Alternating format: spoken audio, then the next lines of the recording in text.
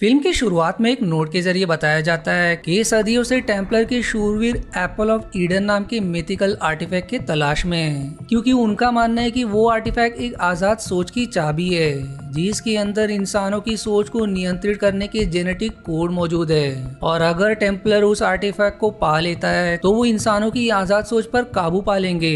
लेकिन आर्टिफैक्ट को पाने का उनका ये रास्ता आसान नहीं है, क्योंकि उसकी रक्षा कोई और नहीं बल्कि असैसिन्स की बिरादरी कर रही है। अब हम स्पेन 1492 का सीन देखते हैं, जहां एगुलर नाम के असैसिन को शपथ दी जा रही होती है कि वो हर हाल में सुल्तान मोहम्मद के बेटे अहमद की रक्षा करेगा, क्योंकि अगर टेम्पलर ने अहमद को कब्जे में ले लिया तो मोहम्मद अपने बेटे के लिए आर्टिफैक्ट टेम्पलर को देने पर मजबूर हो जाएंगे, जिससे पूरी मानव जाति बहुत बड़ी मुसीबत में पड़ जाएगी। जिस पर ही एगुलर शपथ लेता है कि वो अपनी जान से बढ़कर अहमद की रक्षा करेगा, जिसके बाद एगुलर का एक उंगली काटकर उसे असैसिन का चाकू दिया जाता है। अब हम कुछ साल आगे मेक्सिको का सीन देखते हैं, जहां कैल नाम का लड़का अपनी साइकिल से स्टंट कर रहा होता है, पर जब वो अपने घर लौटता है तो उसकी माँ उसे मृत दिखाई देती है और वहीं बगल में उसके पिता खड़े होते हैं, जिन्होंने अनजान कारण से अपनी पत्नी की हत्या कर दी थी। और उनके हाथ में मौजूद चाकू से हमें पता चलता है कि वो एक असैसिन है। काल के पिता उससे कहते हैं कि टेम्पलर वाले तुम्हें लेने किसी भी समय आते होंगे, इसलिए तुरंत यहाँ से भाग जाओ।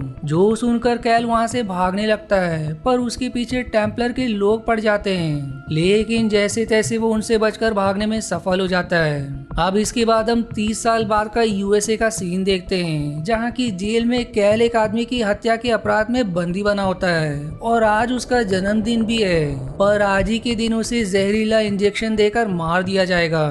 और फिर उसके पापों का प्रायश्चित करवाने एक पदरी उसके पास आता है, लेकिन कैल का भगवान पर भरोसा ना होने के कारण वो उसकी किसी भी बात को नहीं मानता, जिसके बाद उसे एक टेबल पर लेटाकर समय पूरा होते ही इंजेक्शन लगा दिया जाता है, पर उस इंजेक्शन से वो मरता नहीं, सिर्फ बेहोश हो जाता है। और जब उसकी आंखें खुलती है तो उसके सामने सोफिया नाम की साइंटिस्ट होती है, जिसे देखकर काल हैरान हो जाता है। वो उसे कहती है कि दुनिया के लिए तुम मर चुके हो, पर यहाँ के लिए नहीं, यहाँ तुम हमेशा जिंदा रहोगे।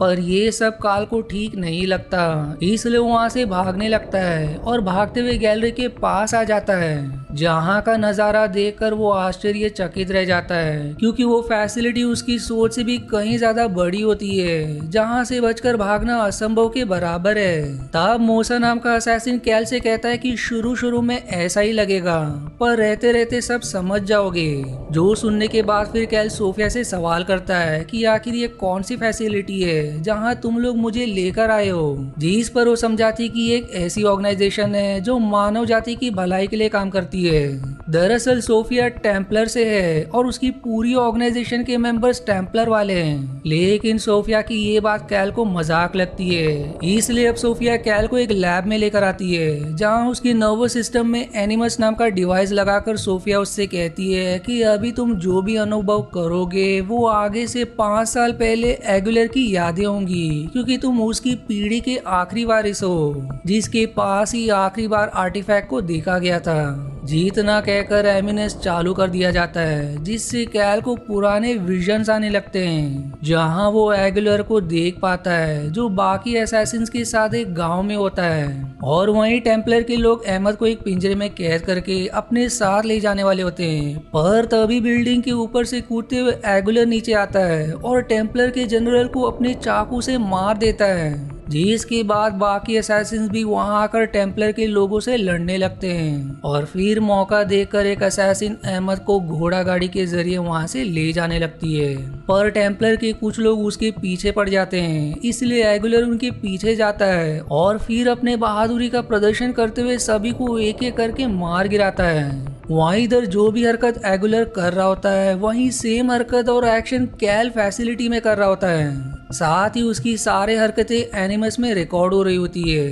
वहीं अहमद की घोड़ा गाड़ी अब खाई के बहुत करीब आ जाती है, पर एगुलर समय रहते उसे पिंजरे से आजाद करके खाई में गिरने से बचा लेता है, लेकिन अब वो चारों तरफ से टेम्पलर के लोगों से घिर जाता है और इतना रिकॉर्ड होते ही कैल अनकॉन्शियस हो जाता है। अब कैल सोफिया के पास आकर उसका गला दबाते हुए उससे सवाल करता है कि बताओ तुम लोग मेरे साथ करना क्या चाहते हो। जब से मैं उस मशीन में गया हूँ मुझे हर जगह एगुलर दिखाई देने लगा है। जिस पर सोफिया उसे समझाती कि मैं तुम्हें सारी बात बताऊंगी, पहले मुझे छोड़ो। इसलिए अब वो उसे छोड़ देता है, जिसके बाद सोफिया उसे उसके बारे में जमा की हुई सारी जानकारी बताकर कहती है कि काफी कोशिशों के बाद हमें कहीं से एगुलर का खून मिला जो भाग्य से तुम्हारे खून से मैच कर गया, इसलिए हमने तुम्हें ढूंढ निकाला।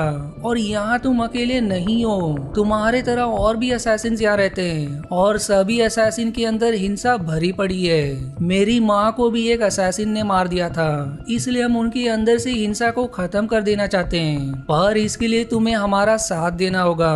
और इतना कहकर वो उसे कैंटीन भेज देती है, जहाँ कैल की मुलाकात मोसा और बाकी असैसिन से होती है, जिनमें से कैल के पास एक सेव देकर कहता है कि वो लोग तुम्हारे जरिए एप्पल ऑफ ईडन आर्टिफैक्ट तक पहुंचना चाहते हैं, पर तुम ऐसा होने मत देना।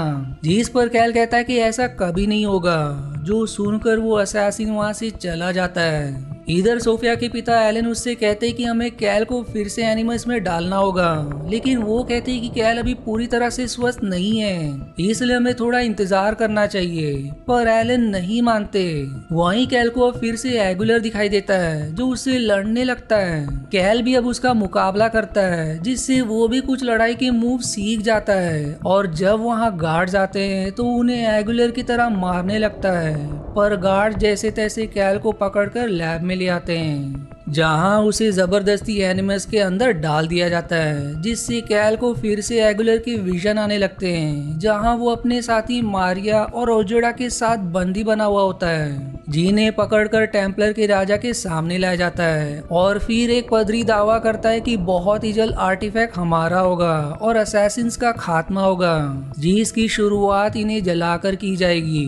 जिसके बाद टेम्पलर का सेनापति ओजेडा को जला देता है, पर एगुलर खुद को छुड़ाकर सिपाहियों से लड़ता है और मारिया को भी छुड़ाकर वहां से भागने लगता है, जिनके पीछे सेनापति और बाकी सिपाही पड़ जाते हैं। और अब यहाँ काफी जबरदस्त चेजिंग सीन होता है, पर आखिर में मारिया काफी ऊंची बिल्डिंग से कूद जाती है। पर जब एगुलर उस बिल्डिंग से कूदता है तो तभी लैब में कैल बेहोश होने लगता है, इसलिए सभी तुरंत एनिमल्स को बंद कर देते हैं। पर इससे पहले ही कैल की हालत काफी खराब हो जाती है, जिस पर उसका ट्रीटमेंट करके उसे किसी तरह का लिक्विड में डाल दिया जाता है, जहां सोफिया उससे कहती कि अगर तुम खुद से एनिमल्स के अंदर जाओ तो तुम्हारे साथ फिर से ऐसा नहीं होगा। पर कैल कहता है कि मुझसे ये नहीं हो पाएगा। तब सोफिया उसे उसकी माँ का लॉकेट दिखाकर कहती है कि ये लॉकेट मेरे पिता को तुम्हारी माँ के शव से मिला था, जिसे मेरे पिता ने हमेशा संभाल कर रखा ताकि एक दिन मैं तुम्हें दे सकूं, जो लॉकेट तुम्हें हिम्मत देगी उस असैसिन्स के खिलाफ जाकर आर्टिफैक्ट को देने में। पर मैं हिंसा नहीं चाहती, मैं बस इतना चाहती कि सदियों से चली आ रही टेम्पलर और असैसिन्स के युद्ध का खात्मा हो सके। जिस पर फिर कैल लॉकेट के लिए उसके पिता का धन्यवाद करता है, जिसकी बाद एलन कैल को एक कमरे में लेकर आता है, जहां वो सारे असैसिन्स मौजूद होते हैं जिन पर एनिमस ट्राई किया गया था। पर इससे कई लोगों की याददाश्त चली गई थी, जिससे वो पागल से बन गए थे। अब एलन कैल को उसके पिता का वही चाकू दिखाता है जिससे उन्होंने कैल की माँ को मारा था। साथ ही वो ये भी बताता है कि तुम्हारे पिता यही मौजूद है, जो सुनकर वो थोड़ा हैरान हो जाता है। जिसके बाद एलन चाकू वही रखकर वहाँ से चला जाता है। कैल अब उस चाकू को लेकर अपने पिता जोसेफ के पास आता है, जो उससे कहते हैं कि तुम बदल रहे हो, क्योंकि तुम्हारी जिम्मेदारी की हमारी बिरादरी को बचाना, इसलिए आज के बाद तुम एनिमस में नहीं जाओगे, वरना उन्हें आर्टिफैक्ट के बारे में पता चल जाएगा, और अगर ऐसा हो गया तो सारी दुनिया उनकी गुलाम बन जाएगी। और उसी आर्टिफैक्ट को बचाने के लिए तुम्हारी माँ ने मेरे सामने विनती की कि उसे मार दो, ताकि उसे एनिमस में ना डाल दिया जाए। और मैं उसे मारना नहीं चाहता था, पर जबरदस्ती उसने मेरे हाथों अपने आप को खत्म कर लिया। लेकिन इस पर काल कहता है कि मैं उन सारे असैसिन्स का खात्मा कर दूंगा जिनकी वजह से मेरी माँ की जान गई। जिसके बाद वो सोफिया से कहता है कि मैं एनिमस में जाने के लिए तैयार हूँ, जो सुनकर उसे एनिमस में डाल दिया जाता है, जहाँ एगुलर और मारिया मोहम्मद के घर के ऊपर खड़े होते हैं। और तभी वहाँ पदरी अहमद को लेकर आता है और मोहम्मद से कहता है कि तुम्हारी रक्षा करने वाले असैसिन्स मारे जा चुके हैं, इसलिए अगर तुम अहमद की जान की खैर चाहते हो तो आर्टिफैक्ट हमारे हवाले कर दो, वरना तुम अपने बेटे को भी खो दोगे। इसलिए मोहम्मद अपने बेटे के खातिर उसे आर्टिफैक्ट दे देता है, जिसे पाकर अब पदरी कहता है कि अब दुनिया को टेम्पलर का गुलाम बनने से कोई नहीं रोक सकता। पर तभी घर के अंदर एगुलर और मारिया धुएं वाले बॉम्ब के साथ प्रकट होते हैं और फिर सारे सिपाहियों से लड़ते हुए एगुलर पत्री से आर्टिफैक्ट लेकर उसके गले पर चाकू रख देते हैं। पर सेनापति भी चालाकी से मारिया के गले पर चाकू रख देता है, लेकिन इस पर मारिया एगुलर से कहती है कि मेरी फिक्र मत करो, आर्टिफैक्ट लेकर यहाँ से भाग जाओ। लेकिन एगुलर मारिया के लिए जैसे ही पदरी के गले से चाकू हटाता है, सेनापति तब भी मारिया को मार देता है, जो देखकर एगुलर एकदम गुस्सा हो जाता है। इसलिए पदरी पर हमला करके सेनापति से लड़ने लगता है, लेकिन वो उसे काफी ज्यादा घायल कर देता है। पर जैसे ही सेनापति उसे मारने वाला होता है कि तभी एगुलर मारिया के चाकू से सेनापति को मार देता है। लेकिन तब तक पदरी कई सारे सैनिकों को बुला लेता है, इसलिए मजबूरन एगुलर उनसे बचते हुए आर्टिफैक्ट लेकर वहां से भाग जाता है और फिर क्रिस्टोफर कोलंबस के पास जाकर उसे आर्टिफैक्ट देते हुए कहता है कि इसकी अपनी जान से भी बढ़कर रक्षा करना। जिस पर फिर कोलंबस किसी अलग ही भाषा में कुछ कहता है, जिसे सोफिया और बाकी के साइंटिस्ट ट्रांसलेट करते हैं, जिससे उन्हें पता चलता है कि कोलंबस ने उससे कहा था कि वो अपने आखिरी दम तक इसकी रक्षा करेगा और मरने के बाद उस आर्टिफैक्ट को उसके साथ ही दफन कर दिया जाएगा। जो जानते ही उन्हें आर्टिफैक्ट की लोकेशन मिल जाती है कि वो क्रिस्टोफर कोलंबस के मकबरे के अंदर है। वहीं फैसिलिटी के सारे असैसिन्स इससे घबरा जाते हैं और गार्ड्स पर हमला शुरू कर देते हैं और इसी बीच गार्ड जोसेफ को मार देते हैं और इधर एलन एनिमस को छोड़कर पूरी फैसिलिटी बर्बाद करने का आदेश दे देता है। वहीं कैल को एगुलर के साथ कई सारे असैसिन दिखाई देते हैं, जिन्हें सोफिया भी देख पा रही थी और तभी उसे उसकी शक्ल की एक असैसिन दिखाई देती है। पर इससे पहले कि वो कुछ समझ पाती, गार्ड्स उसे जबरदस्ती वहां से ले जाते हैं और अब कैल को उसकी आत्मा दिखाई देती है, जो उससे कहती कि आज तुम्हारे कारण हमारी बिरादरी अपने नियम के खिलाफ गई। जिस आर्टिफैक्ट को बचाने के लिए मैंने अपनी जान दी, आज वो चीज हमारे हाथ से निकलने वाली है। इसलिए तुम अगर सच में अपनी माँ से प्यार करते हो तो आर्टिफैक्ट को गलत हाथों में जाने नहीं दोगे। जिस पर कैल फिर वादा करता है कि मैं अपनी जान की परवाह किए बगैर आर्टिफैक्ट टेम्पलर के हाथ लगने नहीं दूंगा। अब इसी दौरान कैल के पास मौसा और बाकी असैसिन्स आकर सवाल करते हैं कि आगे क्या करना है। जिस पर कैल कहता है कि हम लड़ेंगे, जिसके बाद वो और बाकी असैसिन सारे गार्ड से लड़ना शुरू कर देते हैं। इधर एलन को कोलंबस के मकबरे का वो आर्टिफैक्ट मिल जाता है और वहीं टेम्पलर बिरादरी के कुछ पॉलिटिशियंस भी मौजूद होते हैं, जो सभी आर्टिफैक्ट मिल जाने की खुशी में टेम्पलर हॉल में ग्रैंड सेरेमनी करते हैं, जहां एलन सभी को आर्टिफैक्ट दिखाएगा।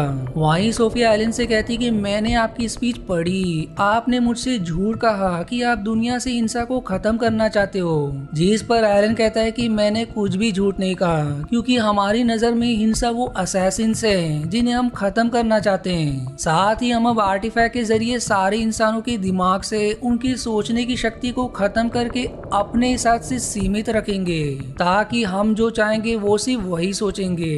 जितना कहकर वो वहां से चला जाता है। पर ये जानकर सोफिया एकदम हैरान हो जाती है और तब उसके पास काल आकर कहता है कि एलन ने हमारे साथ तुम्हें भी धोखा दिया है, इसलिए मैं उसे खत्म करना चाहता हूँ। इसलिए क्या तुम इसमें मेरा साथ दोगी, क्योंकि एक तुम ही हो जो ये जानती हो कि काल क्या करना चाहता है। पर सोफिया कहती कि मैं ये नहीं कर सकती। जिस पर फिर कैल कहता है कि तुम मेरा साथ दो या ना दो, पर मैं उसे खत्म करके ही रहूंगा। जिसके बाद वो हॉल में आ जाता है, जहां उसके और भी साथी असैसिन्स मौजूद होते हैं। वहीं एलन सारे टेम्पलर के लोगों को वो आर्टिफैक्ट दिखाकर कहता है कि यहाँ से एक नई दुनिया की शुरुआत होगी, जिसमें सिर्फ टेम्पलर का राज होगा और असैसिन्स का खात्मा।